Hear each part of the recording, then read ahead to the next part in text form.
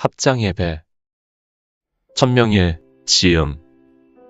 인류 의식의 성숙과 인격완성에 있어서 기본적으로 선행되어야 하는 것이 예절이다. 예절의 본뜻은 지선이다. 심신의 아름다움이 지선이다. 그러므로 예절은 절대 부정이 아니오가 아니라 절대 긍정의 예다. 그 예의 아름다운 행위가 몸을 굽혀 절하는 것이다. 합장하고 우러러 공경하는 지선을 예절이라 한다. 예절은 부정의 노가 아니라 긍정의 예스다. 교만으로 굳어진 뻣뻣함이 아니라 곱고 부드럽게 굽어들미 예절이다. 고로 예절은 삶의 춤이여 이상향으로 몰입하는 종교의 예술이다. 종교의 아름다운 예술을 도덕이라 말한다. 아집으로 굳어진 교만한 심신을 꺾어버리는 예절이야말로 진선미로 가득한 도덕이다. 실제로 몸을 향기롭게 하는 정신물리학은 예절밖에 없다. 예하고 절할 때 잘난 체하던 허세는 물처럼 대지로 스며들고 내로란 자존심은 수증기처럼 하늘로 증발해버린다. 그러므로 예하고 절하는 경배의 미덕은 심신을 풍요롭게 한다. 허리 굽혀 절하고 오체투지하는 예배가 아니곤 종과 같은 헌신의 삶을 바랄 수 없다. 종과 같은 삶이란 위로 우러러봄이 있고 밑으로 굽어 살핌이 있는 삶을 말한다. 이렇게 종과 같은 삶이 없이는 지락의 극락으로 갈 수가 없다. 자기를 낮추는 하심의 꽃을 금강경에서는 항복기심이라 했다. 종과 같은 마음이란 뜻에 항복기심이 없이는 인류의 지복은 바랄 수가 없다. 인류의 지복이라면 사랑과 평화와 자유와 행복이다. 이 네 가지 덕을 부처님은 열반이라 했다. 하시마는 예절이 없다면 인생 팔고 는 어떻게 벗어나며 항차 대각은 어떻게 성취되겠는가. 혹자는 산속의 선정위에서 부처님의 사덕이 생기지나 않을까 생각하기도 한다. 하지만 사덕을 성취하려면 필히 한없는 세월 동안 종과 같은 삶을 살아야 한다. 곧 안욕따라 삼약삼보리를 닦아야 한다. 안욕따라 삼약삼보리의 삶이 곧 종과 같은 삶이다. 그러므로 만법의 기본도 굽실거리는 예절이여 대각을 성취하는 기본도 예절이다. 그래서 불도 수행의 도랑을 예절의 집이라 해서 절이라 한다. 인류 사회와 더불어 모든 종교에서 받들어 봉행하는 모든 요식의 예법은 다 나 자신의 아집을 부수고 거룩한 인격을 완성하기 위한 덕목이다. 종교 예절의 예경법만 하더라도 그렇다. 결코 신을 받들어 봉양함으로써 신으로부터 행운을 얻겠다는 그런 천박한 목적에서 비롯된 기복의 예경법은 아니다. 항상 자신을 굽히고 순종하는 겸손한 마음 없이는 세상의 삶도 윤택할 수가 없거늘 하물며 심신의 고뇌로부터 초월하는 해탈의 문이 어찌 열리는가. 그래서 성각자들은 무아실현의 기본을 윤리 도덕에 두고 행심범절의 윤리기강을 엄격히 지키셨다. 동방의 성자 공자께서는 동방인은 마음을 깨닫게 하는 높은 차원의 도로는 도저히 구제할 수가 없음을 아시고 일단 몸을 덕성스럽게 하는 인의의 지신으로서 민중을 교화하셨다. 이러한 불가피성 때문에 동방의 지국이라는 지도이념을 밝혔다. 그런데 이러한 공자의 심중을 헤아리지도 못하는 우리나라 사람들은 걸핏하면 우리는 예의를 잘 지키는 예의지국의 사람이라고 자랑을 한다. 이렇게 한심한 이야기를 들을 때마다 장자의 격언이 생각난다. 신발이 발에 딱 맞으면 신발을 입고 배가 부르면 밥을 잇는다는 비유처럼 어떻게 윤리도덕이 아무런 문제도 없는 사람에게 도덕률을 운운하겠는가? 어떻게 학자들에게 유치원에 가라 하겠는가?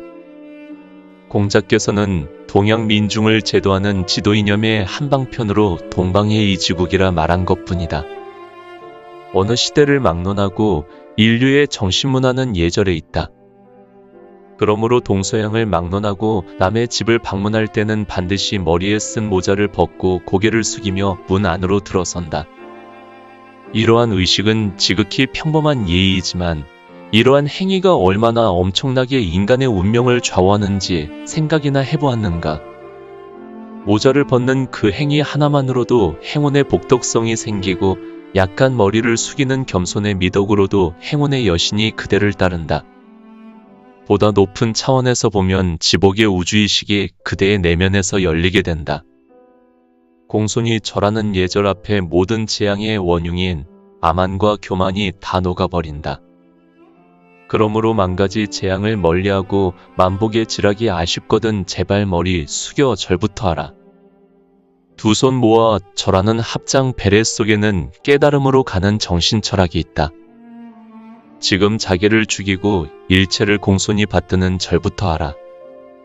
절문 중에서는 사생결단을 하고 오체투지를 한다. 합장 배례를 하루에 수천 배씩 하는 집안이 절이다. 합장 3배 3이라는 숫자는 인연화합으로 생긴 세간법의 기본 천리의 숫자다.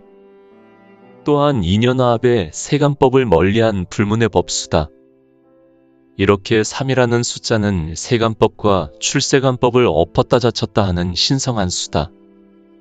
그래서 세간법으로 3이란 숫자의 의미를 보면 하늘, 땅, 그 사이 인간을 상징하는 수며 출세간법으로 보면 해탈, 열반, 반야가 된다. 모든 것은 삼합이 맞아야 태어나서 잠시 머물다가 서서히 변하여 마침내 죽어 없어진다는 그 도리를 고인들은 천, 인, 지, 삼재지도라 했다. 지금부터 좀 어려운 얘기로 들어가 보자. 절에서 삼배를 하는 것은 인도인의 예법이려니 하면 참 편하다. 하지만 어떤 독특한 행위나 말과 글이 이 세상에 있을 때는 반드시 심상찮은 의미가 그 속에 내재하고 있다. 그러므로 독특한 의미가 담겨있는 삼배 예법에는 반드시 실천하는 자의 영혼에 그 신선한 의미가 깊이 들어간다. 그리고는 반드시 밝은 알미 되어 심신에 안정을 주고 그 밝은 지력으로 망집의 심신이 벗겨지면서 밝은 각성이 일어난다. 바로 이와 같은 신통한 지력을 생산해내는 천리의 숫자가 3이다. 그래서 불교의 모든 요식은 3번을 기본으로 하고 있다. 그렇다면 과연 삼배 예경법에 무엇이 들어있을까? 그 진리의 도리를 들어보자. 그 이치는 꼭 이와 같다. 손뼉을 치면 소리가 나는 것처럼 소리가 나온 곳은 이쪽 손도 저쪽 손도 그 중간도 아니요 아닌 것도 아니다. 그 삼처합일에서 생긴 것이 소리다. 이것은 어디까지나 새 속의 살이다. 그러나 출세간법으로 뒤집어 생각해보면 그 소리가 나온 곳을 이쪽 저쪽 그 중간 어느 쪽이든 간에 긍정하면 고집이 되고 부정하면 허망이 된다. 그래서 그 상처를 긍정도 부정도 아니하면 정답이 된다. 바로 그 정답의 도리처럼 존재하는 것이 곧 진실이라고 하는 모든 존재계의 본성이다.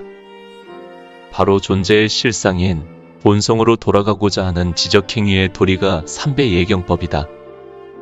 고래로 인연화합으로 생긴 세간법을 조화롭게 하는 예경의 요식은 하늘에 절하고 땅에 절하며 인간끼리도 절한다. 이것은 세간의 평화와 화목을 위한 예경법이고 인연화합을 다 끊어버리고 출세간 불문의 삼처 예경법은 불, 법, 승에 굽혀듭니다.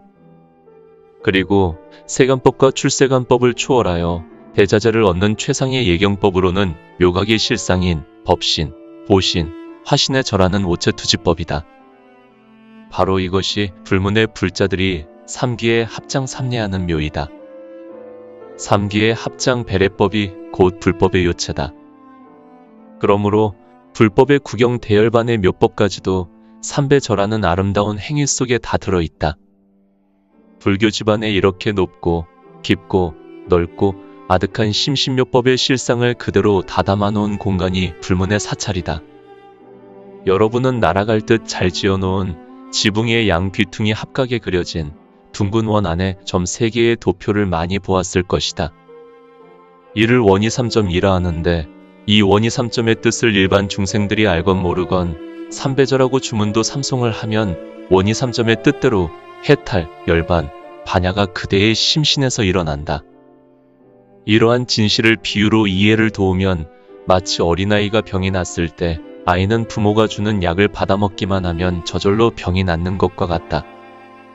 굳이 어린 것이 병이 난 병리를 알아야 하고 제약의 합성 원리와 양명을 꼭 알아야만 병이 낫는 것은 절대로 아니다. 그런데 이 세상은 어떤가? 멀쩡한 몸을 이 병원 저 병원 끌고 다니며 병명을 찾고 병처를 찾는 저 어리석음의 세태는 고금이 없고 승속이 따로 없다. 이 같은 세지변총 시대의 아르마리병은 불교를 지식으로 알려고 하는 유식한 사람들일수록 심하다. 승속을 막론하고 진실은 유무식을 집어던지고 오직 합장삼배하는 진솔한 믿음의 신행뿐이다. 그러면 저절로 공덕과 지혜와 신통이 성취된다. 불도의 이러한 가르침에 어두운 분들이 공연히 사변적 논리로 금강경을 해설한다고 경문에 먹칠을 해놓은 꼴을 보면 정신이 아득해진다. 알매 문제가 아닌 경문은 알 수 없는 것이 정상이다. 그러므로 모르면 그대로 읽기만 하고 가만히 앉아만 있어도 바로 그대가 생불인 것이다. 대승경전은 말할 것도 없고 금강경의 경우는 식심의 세간법을 벗어나 무명이란 마음을 증발시켜버리고 이미 출세간법으로 들어간 대하라안과 벽지불들을 대해탈의 불지로 끌어올리기 위하여 부처님이 그들만을 모아놓고 설하신 경이다. 그러므로 일반 중생이 앞으로 금강경에 접근한다는 것은 언감생심이다. 진실로 불도는 어렵고도 두렵다. 조선시대 석학인 율곡 같은 내로란 대학자도 불교 천리를 밝힌 능엄경을 금강산 유점사에서 공부하시다가 경문의 논리가 이랬다 저랬다 하는 망교라고 신랄하게 비판하여 대망어죄를 범하고 말았는데 하물며 서양의 논리학의 밝은 속학들이 무엇을 어떻게 한단 말인가? 지식의 문제가 아니고 체험으로 영험된 각성을 밝힌 경문을 가지고 가며 어찌 알겠는가? 그러면 지금부터 난해할 수밖에 없는 불교 천리의 속사정을 살펴보자. 삼처어실 인연화합으로 된 세간법은 이쪽 저쪽 중간 그 삼처를 긍정도 부정도 아니하는 부정의 긍정이 구경이며 이를 진리라 한다. 그러나 출세간으로 넘어가면 얘기가 달라진다. 세간법의 그 삼처가 부정도 긍정도 아닌 것이 또 그것도 저것도 아니며 아닌 것도 아닌 부정의 긍정사가 된다. 이렇게 되는 만법의 이치가 출세간법으로 돌아간다. 이를 반야경에서는 색즉 시공 공즉 시색이라 말한다. 오늘날 물리학에서 진공의 입자가 모이면 물질이 되고 물질이 분해되면 곧 진공이 된다는 이론과 같다. 불도 수행에서 일단 물질의 성인 심신에서 의식이 각성의 진공으로 넘어간 단계를 출세간이라 말한다. 또 다시 더 높이 올라가면 최상승법에서는 세간법과 출세간법을 집어던져야 한다. 그 이론적 논리로는 곧 그것도 저것도 아니요 아닌 것도 아닌 절대부정의 긍정이 대해탈의 경계다. 바로 시시비비가 잠들어 버린 대열반의 경지를 최상승의 법이라 말한다. 이렇다 보니 이것 아니면 저것이라는 논리에 바탕을 둔 학자들의 식견으로는 율곡 선생과 똑같은 겁나는 발언이 나올 수밖에 없다.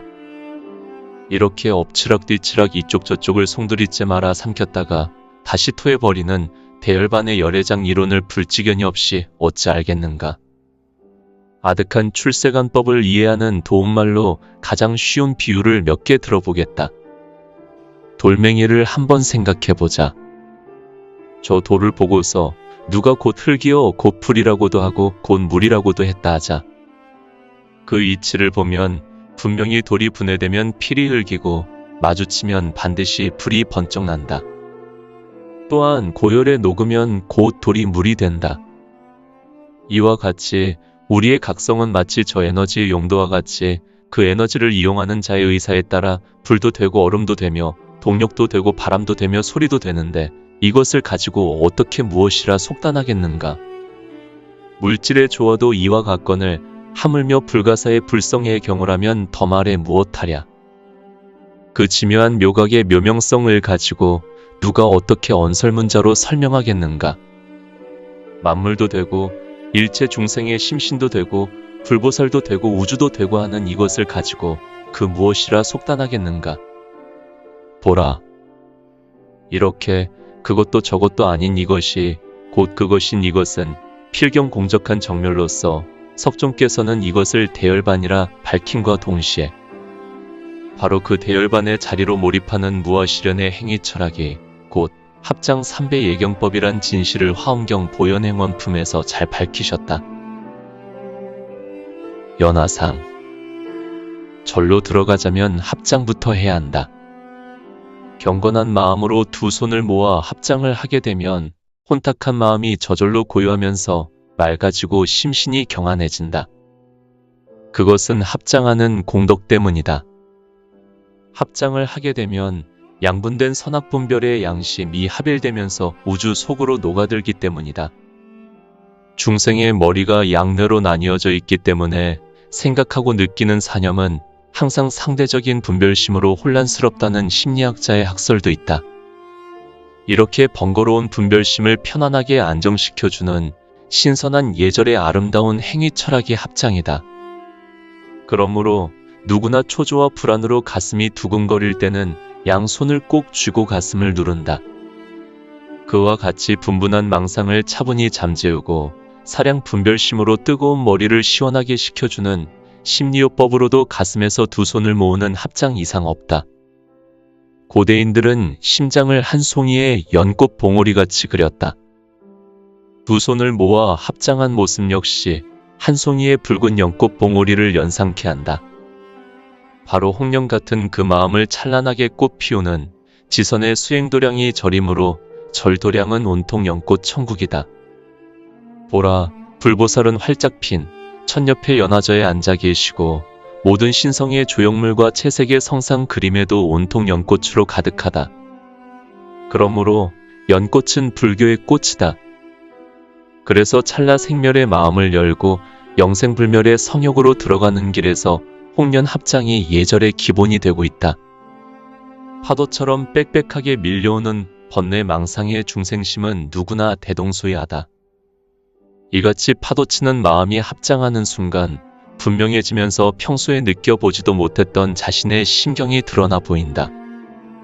누구나 평소에는 삶의 본능대로 아무 생각 없이 자신을 잊고 살아왔다. 그랬던 자신이 어느 날 절집 앞에 이르러 합장을 하는 순간 이상하게도 엄숙해지면서 심장의 박동소리가 별스럽게 뛰고 있음을 진하게 느낄 것이다. 세상 어디에서도 느껴보지 못한 깊은 회한의 신선한 감회에 녹아들 것이다. 절 풍경의 미관과 장관에서도 질리지만 이상하게 감명 깊고 감미로운 눈물의 회한을 느낄 것이다. 그것은 산사의 침묵에 활기로 고요해지는 심신의 신비감이다. 생동감으로 충만한 적정을 최상의 지도로 여기는 불문 안에는 나 자신의 근본 바탕인 고요한 신성을 품어안는 묘한 엄숙함이 있다. 절 안에는 유정무정이 한 덩어리 각성의 빛으로 가득하므로 누구나 젊은 안에만 들면 번뇌하는 자신의 심경이 환히 드러나 보인다. 부질없는 중생심을 모양으로 잘 재생시켜 놓은 절집 안으로 깊이 들어가 보면 문득 자신의 생면부지한 정신세계와 만나게 된다. 비록 고등심리학이 어두워서 절 안에 가득한 형설의 문자는 읽지 못한다 손치더라도 자신의 의식 세계를 은밀히 느끼는 불가사의 공덕은 얻는다. 해안이 없으면 사문의 비경을 알 수는 없으나 어떻게든 느낄 수는 있다. 비록 스스로 깨닫지는 못해도 이미 무량 공덕은 얻었다. 공덕이 무엇인가를 깨닫게 하는 예를 하나 들면 같은 눈이라도 보고 못 보는 눈이 있듯이 눈이 밝은 사람은 눈에 공덕이 있다 하고 같은 눈이라도 보지를 못하는 사람은 눈에 공덕이 없다고 말한다. 이와 같은 공덕은 누구나 합장하고 불상에 예배하는 순간 구족된다. 이 같은 확신은 막연한 맹신의 변명이 아니다. 누구나 불전에 서면 스스로 자기 몸의 신식과 마음이 확연히 들여다보인다. 미묘하게 느껴지는 견성을 그대가 알 건 모르건 아무런 상관없이 그대의 마음 밑바탕에는 그대의 마음을 확연히 드러내 보이는 견성이란 거울이 있다. 견성이란 거울은 밝음과 어두움이 동시에 다 드러나 보인다. 아는 것도 알고 모르는 것도 다 아는 신령한 견성이란 각성의 빛이 있다. 그 빛은 그대의 모든 것을 있는 그대로 다 드러내 보인다.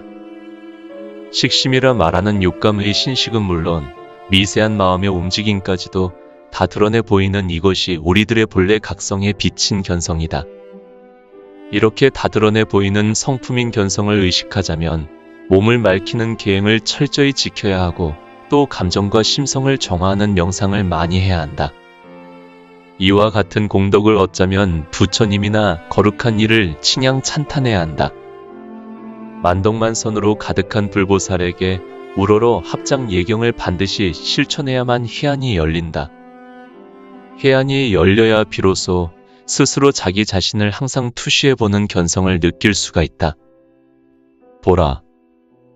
그래서 예라고 하는 예도의 자에는 볼시 자변에 풍성풍자가 붙어있다. 풍성할 풍자에 볼시 자가 붙은 것은 두루 넉넉하게 본다는 뜻이다. 그와 같은 해안을 얻자면 예경하는 아름다운 마음으로 가득해야 한다. 그러므로 합장 공경하는 예경은 만복의 근본이 되고 있다. 저 대지의 모든 씨앗도 땅을 비집고 나올 때 보면 반드시 어린 아기의 손이 합장한 모습으로 소생을 한다. 인간도 어머니의 자궁을 비집고 나올 때는 양손을 가슴에 합장을 하고 나온다. 만약 신생아가 전세로부터 공덕을 많이 지은 효순한 자식이라면 반드시 머리 위로 두 손을 모아 합장을 하고 나오므로 산모가 무통분만을 한다고 한다. 만약 악독한 자식이 태어날 때는 발이 먼저 나오는 역산을 하므로 산모가 죽기도 하고 극한의 고통을 받는다고 한다. 양손을 모아 합장하는 아름다운 자세는 저 높은 의식 세계로 화생하는 부활이며 가장 신령스러운 깨달음으로 가는 해탈의 모습이다. 그래서 합장은 모든 종교에서 기도하는 기본 자세가 되고 있다. 성인과에 들어서자면 자비심이 남달라야 하는데 불행하게도 중생심에는 자비심이 없다고 한다. 굽어 보살피는 자심은 태양빛처럼 따뜻한 사랑이고 비심은 우러러 사모하는 마음인데 중생에게는 애착하는 애정과 미워하는 증오는 풍부하나 펄펄 끓는 사랑은 없다고 한다.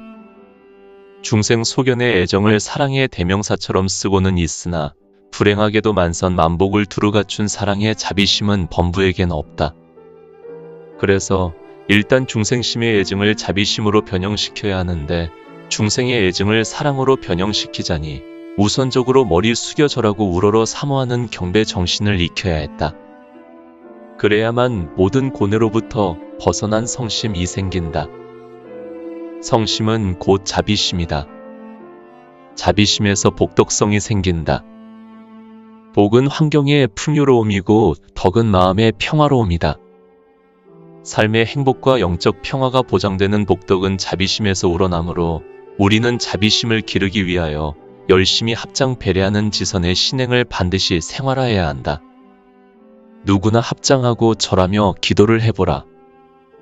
기도하는 심정은 저절로 슬퍼지고 베푸는 마음은 절로 밝아진다.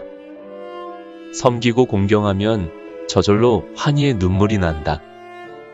이같이 항상 예배하는 정신으로 사는 사람은 꿈속에서도 항상 부처님의 상서로운 광명을 보게 되고 삶은 조건 없이 편안해진다.